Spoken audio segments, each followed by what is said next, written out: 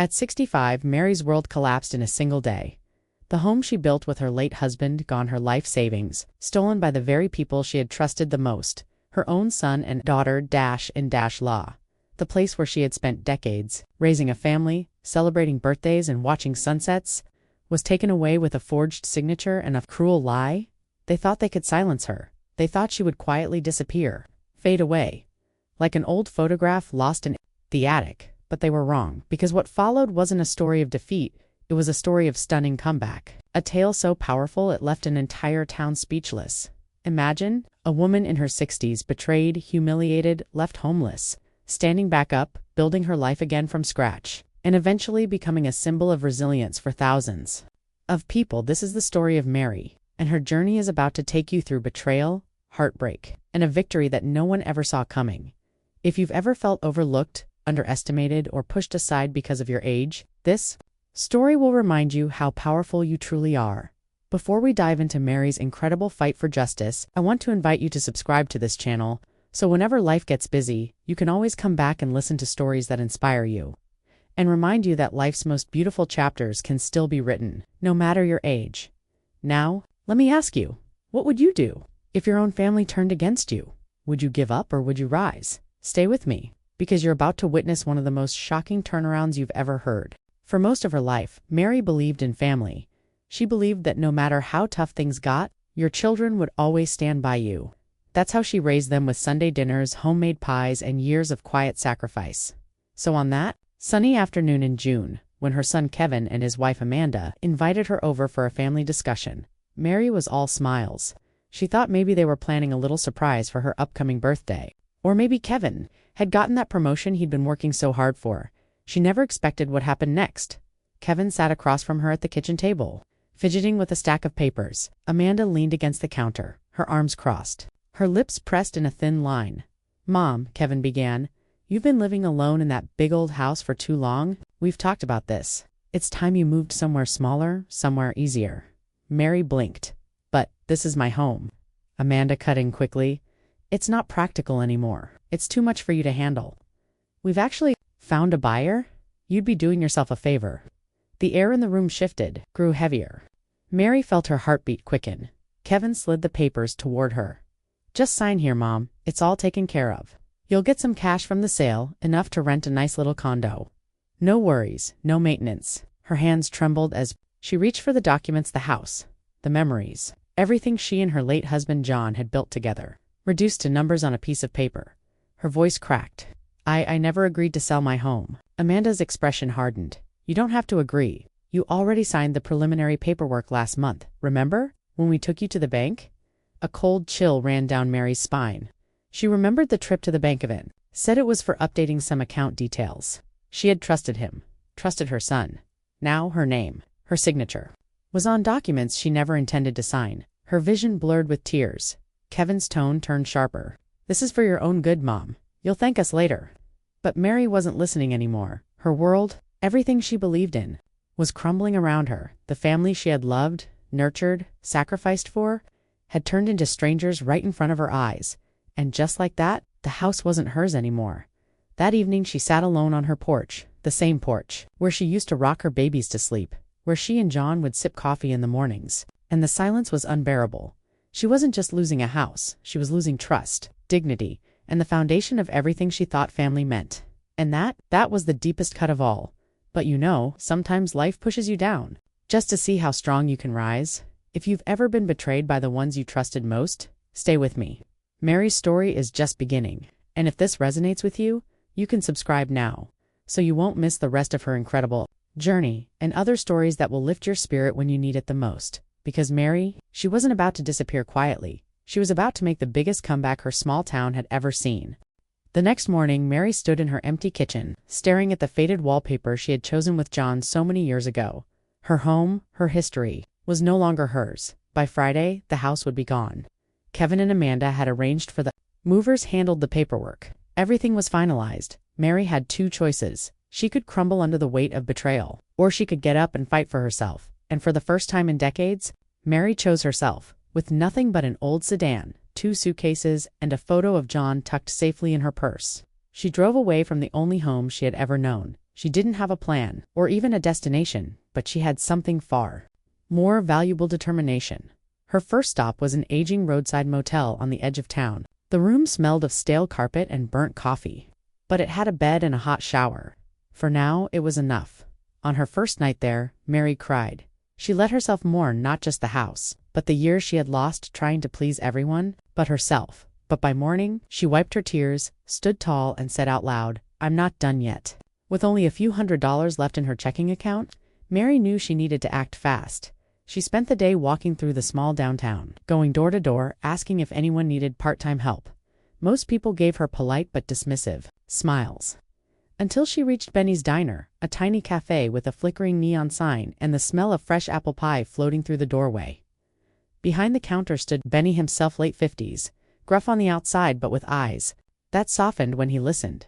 Mary, swallowing her pride, asked, Do you need any help around here?" Benny looked her up and down. "You ever waited tables before?" Mary grinned through the nerves. "I raised 3 kids and served Sunday dinners for 30 years. I think I can handle coffee refills and burgers." Benny chuckled. "Fair enough." And just like that, Mary had her first job in over 2 decades. Her first shift was a learning curve. She fumbled with the notepad, confused the table numbers, and accidentally called a group of bikers sweetheart, which, oddly enough, they found charming. One of them even tipped her $20, winking. "You remind me of my mama, darlin'. Don't let nobody push you around." That night, Mary felt something she hadn't felt in years. Pride. She was tired. Her feet ached. But it was an honest day's work. And for the first time in a long time, she wasn't someone's burden. She wasn't invisible. She was useful, independent, alive. As weeks went by, Mary found herself smiling more. She learned how to balance trays without spilling, how to banter with the regulars, and how to make the perfect cup of diner coffee. One Sunday morning, as she placed a slice of homemade pecan pie in front of an elderly couple, the woman smiled kindly and said, "You've got a light in you, sweetheart. Don't ever let anyone dim it." And just like that, Mary felt her heart soften again. She may have lost a house, but she hadn't lost herself, and sometimes when you have nothing left to lose, you realize you have everything to gain. By the way, if you've ever found strength in unexpected places, that way you can come back any time and pick up right where you left off. Because Mary's fight was just getting started. It was a chilly Thursday afternoon when Mary first noticed him. He wasn't like the usual crowd at Benny's Diner. No hunting jacket, no gossiping over coffee, no loud laughter about football games. This man sat alone, always by the window, dressed in a neatly pressed flannel shirt, a tan jacket, and worn-out leather boots. Every afternoon around 3, he'd order the same thing: black coffee, slice of apple pie, and quietly watch the world go by. For the first few days, Mary thought nothing of it. Benny's Diner always had its fair share of loners passing through, but there was something different about this man. His eyes, sharp and observant, his hands calloused but steady. And every time Mary brought over his order, he smiled politely and tipped generously for someone who only ordered pie and coffee. One afternoon, curiosity got the best of her. As she set down his coffee, she smiled warmly. "You're becoming our 3 o'clock mystery guest." The man looked up, amused. "And you are the friendliest waitress in this town," she chuckled. "Small town doesn't get many mysteries. You planning to keep it that way? Or should I know your name?" He leaned back, eyes twinkling. "James Carter, retired attorney, though I prefer recovering lawyer. Makes it sound like I kicked a bad habit." Mary laughed genuinely. "Recovering lawyer. Well, welcome to Benny's, Mr. Carter." "Just James," he said, sipping his coffee. That simple exchange turned into daily small talk. Over the next few weeks, James became a regular part of Mary's new life. They talked about books, about small-town life, about how terrible the diner's jukebox was. Who still listens to disco remixes at my age? James would tease. One evening as Mary was cleaning the counter, James stayed longer than usual. He noticed her rubbing her wrist, wincing slightly. "You've been working too hard," he said. Mary smiled, brushing it off. "I'm not used to being on my feet this much, but it's good for me." James studied her quietly before asking, "You seem like someone who's been through something heavy." The words hit deeper than Mary expected. She hesitated, then sighed, realizing maybe it was time to let some of it out. In a soft voice, she shared everything: her son, the house, the betrayal, the forged documents. James listened, really listened, not interrupting, not judging. When she finished, he leaned forward, his expression suddenly serious. "Mary," he said slowly, Did you ever see the documents after you signed them?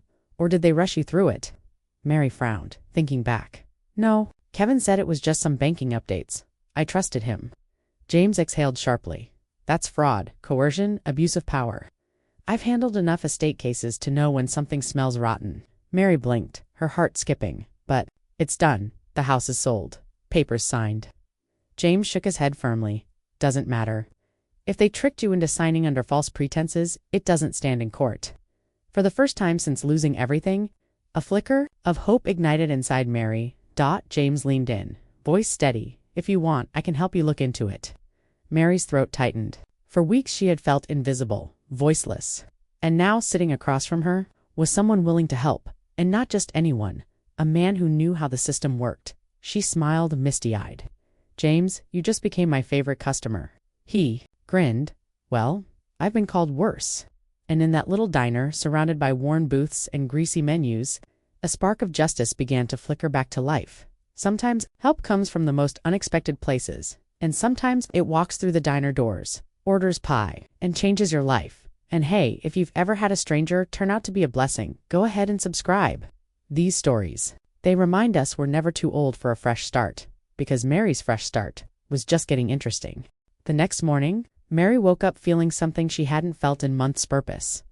Over coffee and scrambled eggs at Benny's, James unfolded a stack of papers, his reading glasses sliding down his nose. We're going to start simple, he said. First we get the paperwork. Bank records, sale agreements, anything with your signature on it. Mary nodded, though her stomach churned at the thought of seeing those awful documents again. James patted her hand gently. I've seen worse, trust me. What followed were weeks of quiet, determined work. By day, Mary served coffee, memorized regulars' orders, and mastered the art of balancing 3 plates at once without dropping a single pickle. By night, she transformed her dingy motel room into a makeshift legal war room.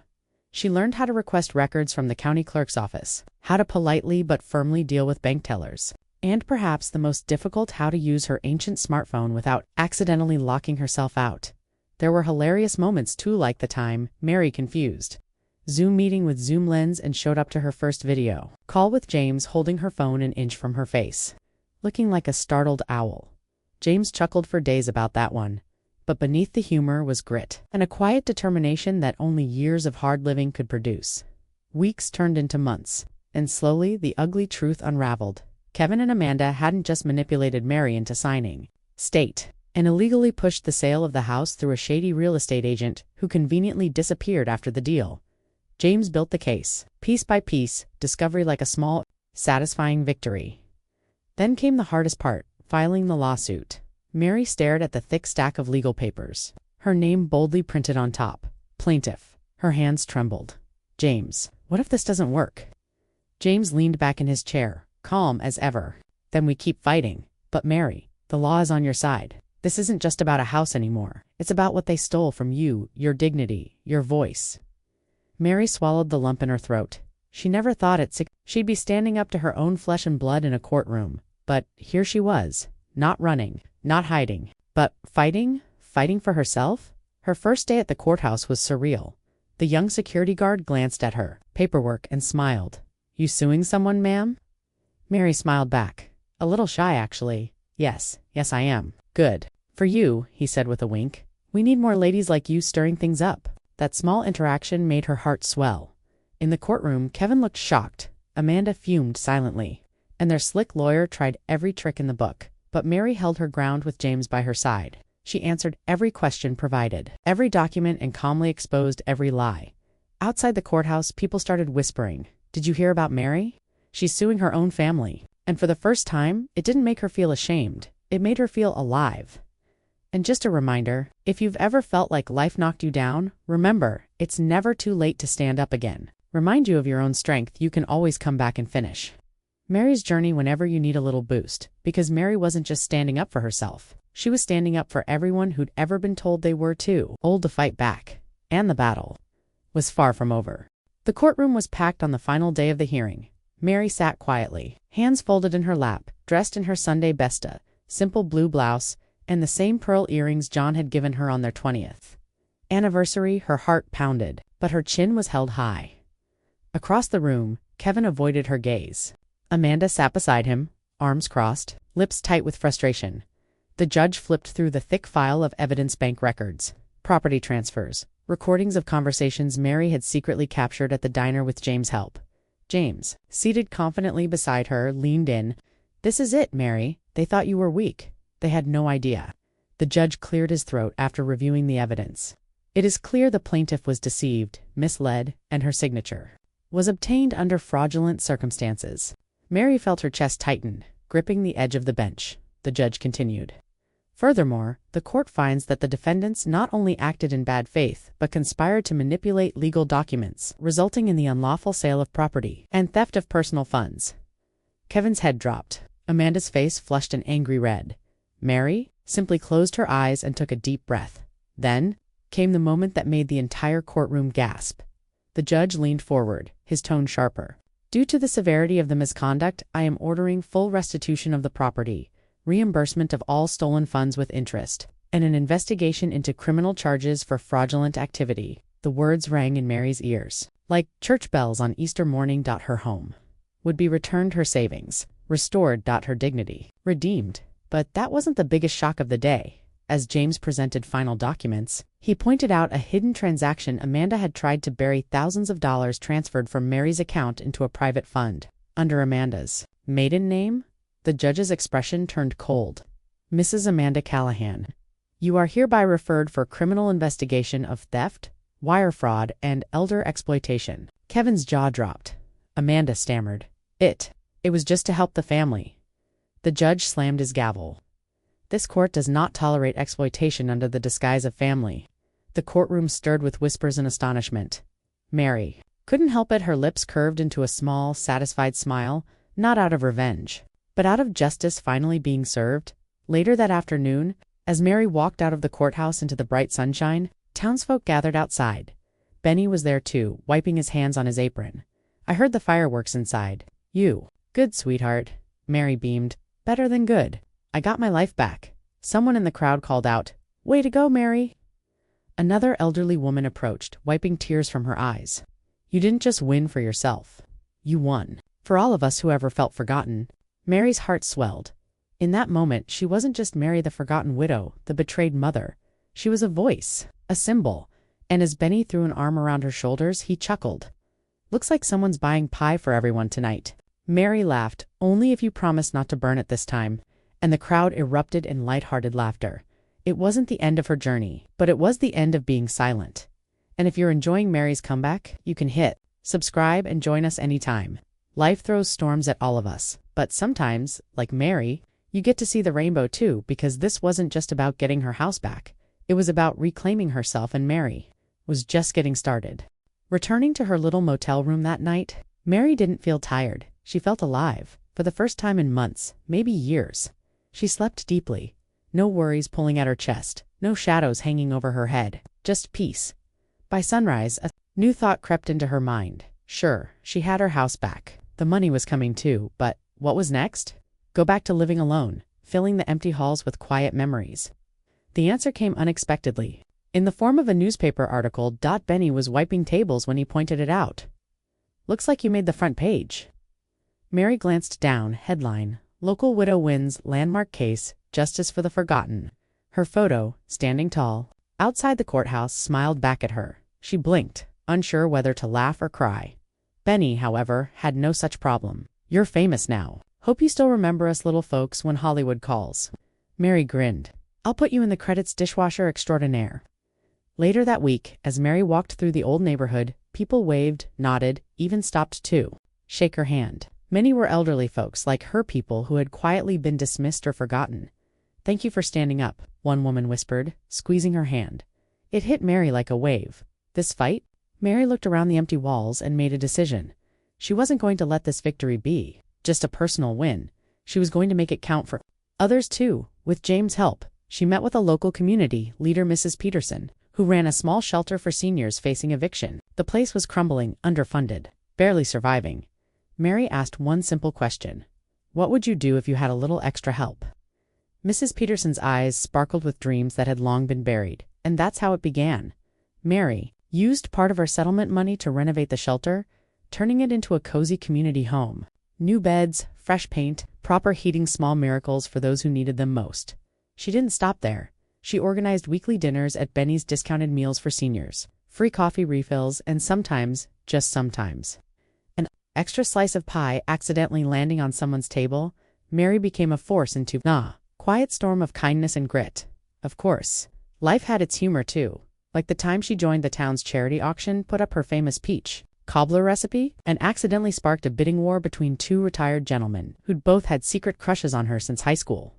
"Looks like you're more expensive than you thought," Benny teased, counting the winning bid. Mary simply winked. "Good. I'm worth it."